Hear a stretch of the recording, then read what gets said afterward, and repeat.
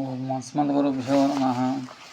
లక్ష్మీనాథసమారంభం నాభయామునమధ్యమం అస్మదాచార్యపర్యంతం వందే గురుపరంపరం.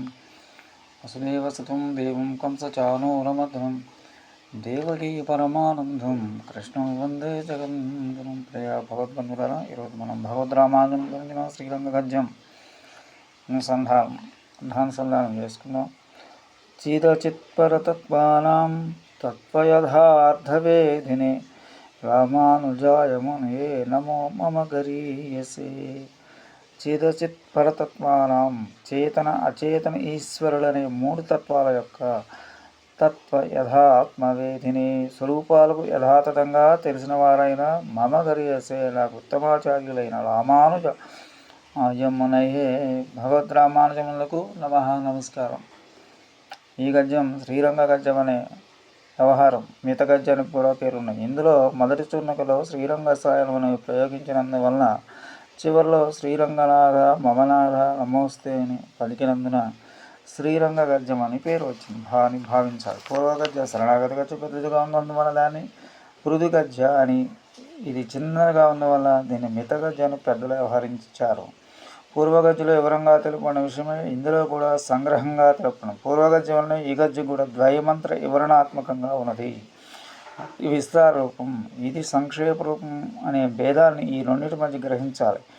ఇందులోని మొదటి చూర్ణిక కైంకర్య ప్రార్థనాపరమైన ద్వయాత్తరాకాండార్థం యొక్క వివరణగాను, రెండవ చూర్ణిక శ్రవణ వర్ణ ప్రదర్శనపరమైన పూర్వకాండార్థం యొక్క వివరణ రూపంగాను ఉన్నాయి. ముందుగా ఈ శ్రీరంగద్యంలో చెప్పిన విషయాల వివరం తెరవబడుతుంది. 1. రామానుజులు చేతనను పొందవలసిన కైంకర్యం మొదటి చూర్ణికలో ప్రార్థించారు. రెండవ చూర్ణికలో ఆ కైంకర్యం సిద్ధించడం కోసం తమ వద్ద ఏ ఉపాయానుష్ఠానం చూపుతూ తమకు గల కొరతలను గూర్చి విన్నవించి భగవాన్ శ్రీచరణాన్ని ఉపాయంగా ఆశ్రయించారు. 3, 4, 5వ చూర్ణికల్లో దాసును ప్రార్థన మాత్రమే ఆలంబనంగా చేసుకుని పూర్వం తెలిపిన చాలా గొప్పదైన కైంకర్యాన్ని అనుగ్రహించాలని మహావిశ్వాసపూర్వకంగా కైంకర్యం కోసం మళ్ళీ ప్రార్థించారు.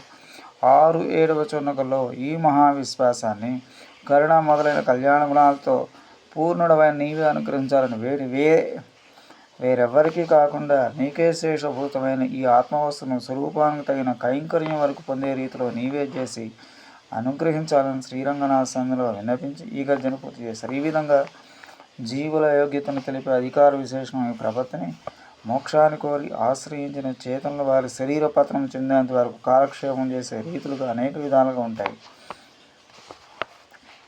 1. వడింగ్ వసుపట్టం పూసిత్తం పోకినేన్ పో నన్మాగును తిరువాయుమర్సి 63. నమస్కరించి కైంకర్యం చేసి పూజించి కాలాన్ని గడిపాననే రీతిలో భగవానుడు అభిమానించి వేంచేసిండి దివ్య దేశాల్లో కైంకర్యం చేసి కాలాన్ని గడపడం. వేరాక ఏతి ఇరుప్పాయరు వెల్లుం వజువు వజల్ మజర్వరై చాతు ఇరుపాతమం నాన్మకం తిరువాయ్. 18. హిరణ్యకశిపుని సంహరించిన నృసింహస్వామిని విలక్షణంగా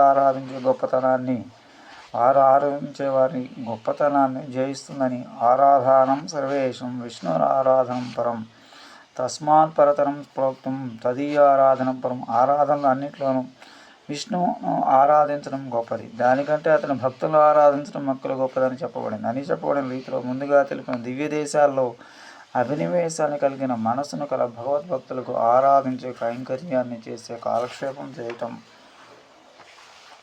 3. ముందు తేల్చమని రెండింటి చేయలేని వారు పాంభం యాన్ సీర్ కలందు సో నినయిందు పోకారెల్ సూడ్ సూజి వినయన్ ఆజుత్తు ఎర్ నినయిందు పోక్కు వరిపోదు. పెరియ తిరువందాది 86. నాగపర్యాంక సాయన భగవాన్ని కళ్యాణ గుణాలతో కూడిన సూక్తులతో తలచి కాలాన్ని గడపకపోతే ఎల్లప్పుడూ అనువర్తించే ప్రాప్త కర్మ వలన కలిగే దుఃఖానికి దీనిని స్మరించి పోగొట్టుకోవటం అనే రీతిలో భగవాన్ గుణాన్ని అనుభవిస్తూ కాలాన్ని గడపటం. 4. భగవాన్ పట్ల అంతగా అభినివేశాలు లేనివారు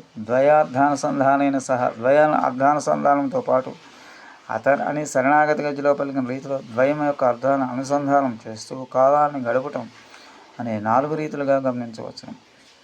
ఈ 4 రీతుల్లో చివరగా చెప్పిన రీతిలో అర్థానుసంధానం ద్వయాన్ని అనుసంధించి కాలక్షేపం చేయాలని తలసి శ్రీరామాదులు పృథుగజ్జనబడి శరణాగతి గజ్జలో విరివిగా అనుసంధించి అర్థాన్ని వినేవారు సులభంగా తెలిసేటట్లుగా భగవాన్ ఆలకించడానికి అనువుగా ఉండేట్లుగా ఆ ద్వయం యొక్క అర్థాన్ని మిక్కిలి విస్తృతం కాకుండా